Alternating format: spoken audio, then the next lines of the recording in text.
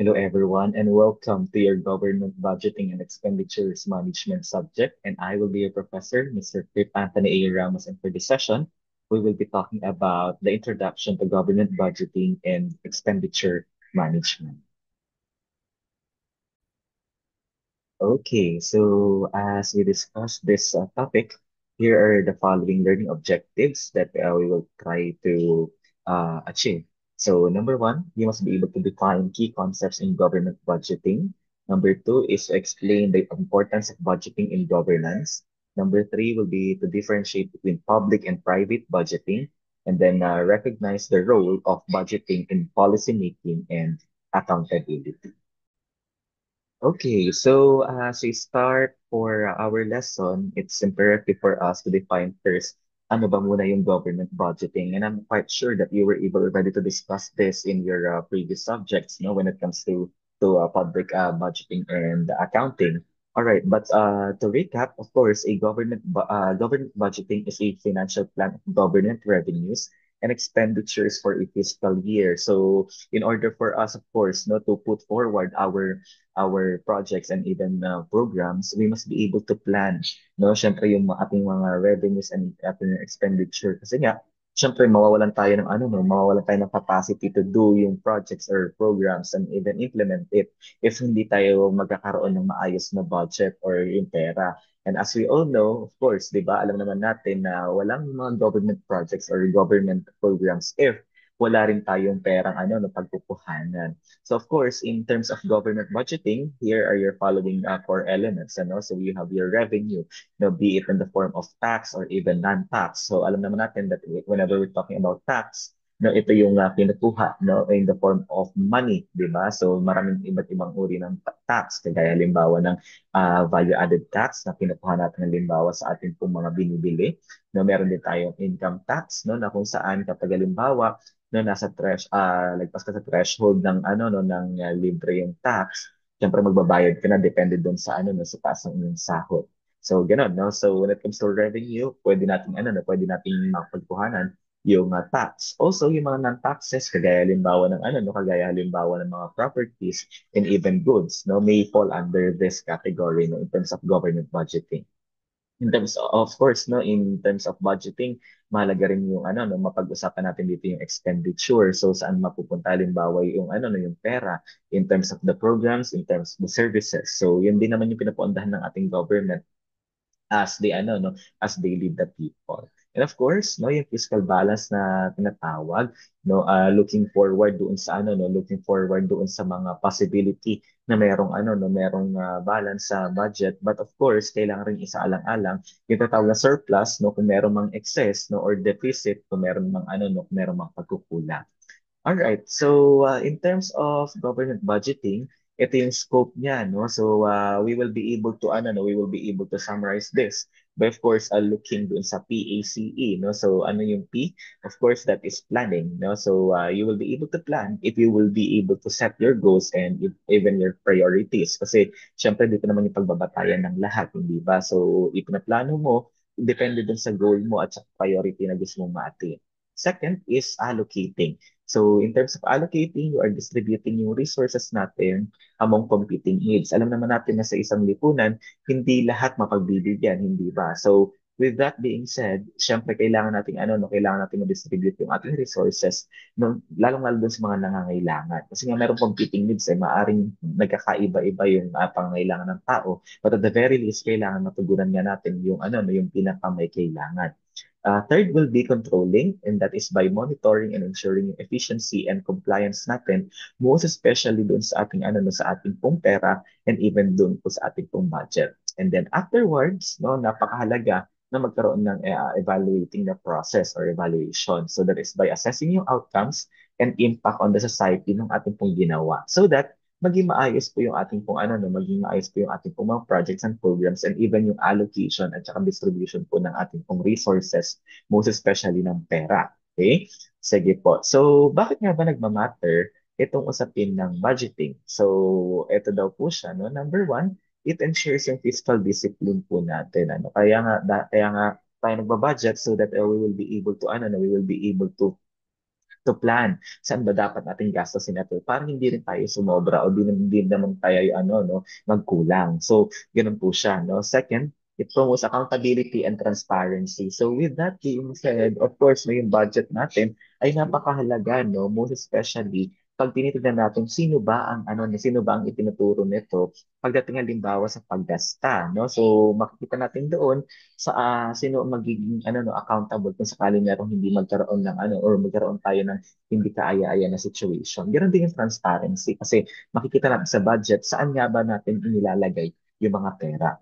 Okay, so third is it maintains yung economic stability kasi nga, syempre, gumagastos tayo ayon doon sa ating pong pangangailangan at ayon doon sa ating kakayahan.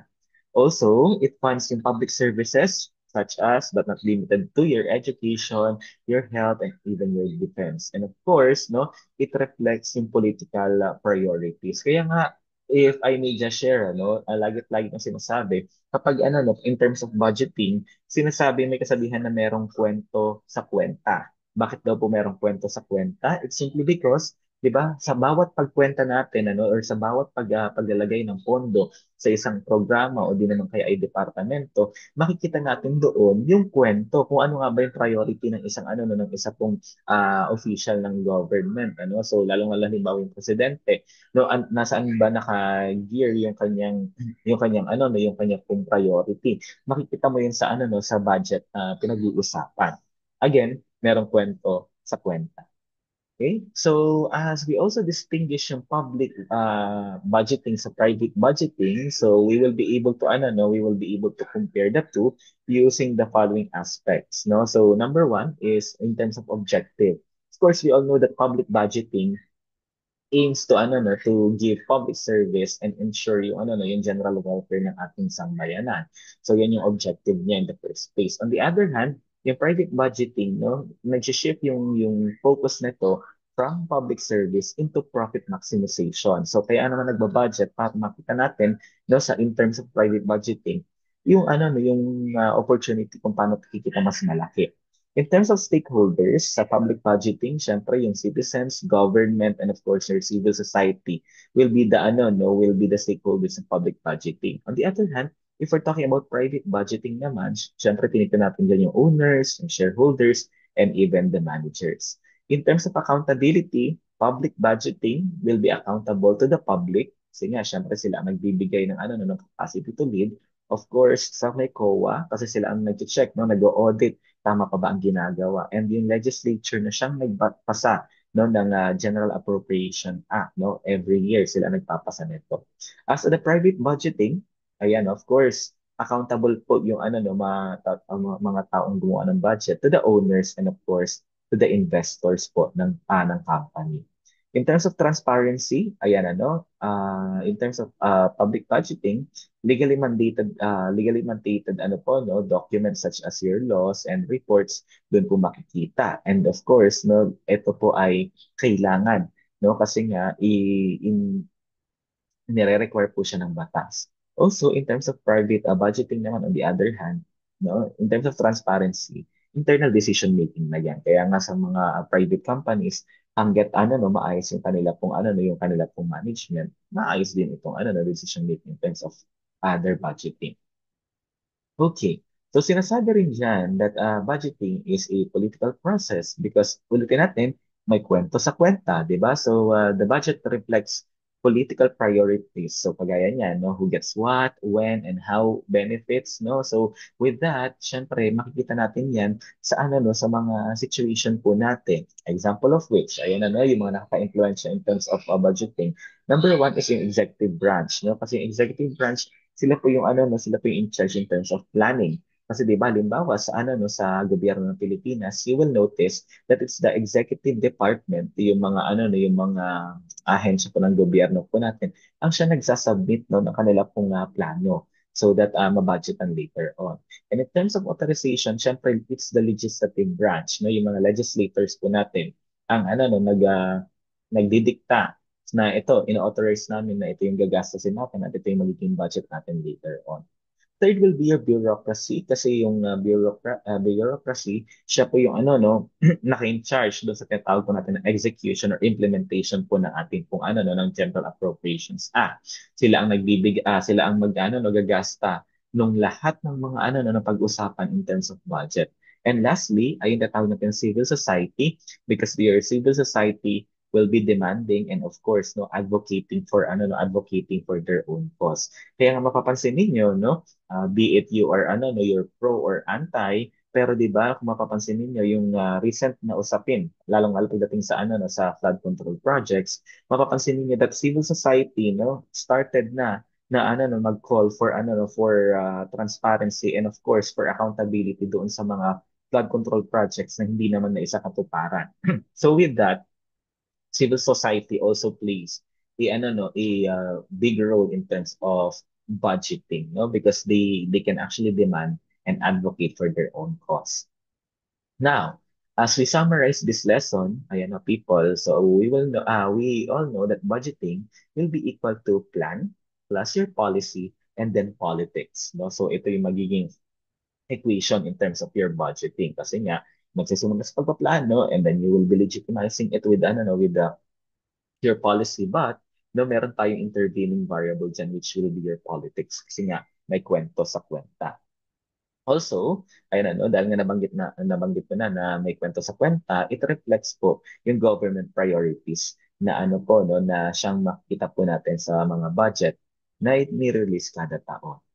Also, budgeting will be a tool for accountability, for efficiency and service delivery kasi at the very least alam natin kung ano nga ba yung ano no, kung ano nga ba yung dapat pagtuunan ng pansin o di naman kaya ay dapat may pondo no. So, kung nagagamit ba siya ng maayos at saka na-deliver ba ng maayos, doon natin siya mag-check pagdating po sa budget. And in the Philippines, education and infrastructure dominant allocations. Kaya nga mapapansin ninyo sa ating saligang batas, edukasyon ang may pinaka-ano, no, ang tinatakda na may pinakamalaking pondo.